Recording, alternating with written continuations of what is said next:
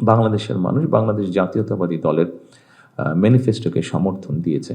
গত 12 তারিখে যে নির্বাচন অনুষ্ঠিত হয়েছে, সেই নির্বাচনে আমার দল এবং একই সাথে অন্যান্য রাজনৈতিক দল যারা জাতীয় নির্বাচনে অংশগ্রহণ করেছিলেন, প্রত্যেকেই তারা তাদের অবস্থান থেকে তাদের দর্শন বা ম্যানিফেস্টো উপস্থাপন করেছেন, তাদের পরিকল্পনা উপস্থাপন করেছেন।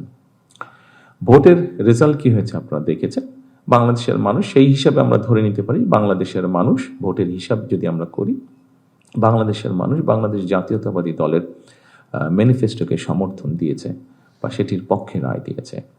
এবং রাজনৈতিক দল হিসাব আমরা যে ম্যানিফেস্টো জনগণের সামনে উপস্থাপন করেছি, সেই ম্যানিফেস্টো স্বাভাবিকভাবে আমরা বাস্তবায়ন করব।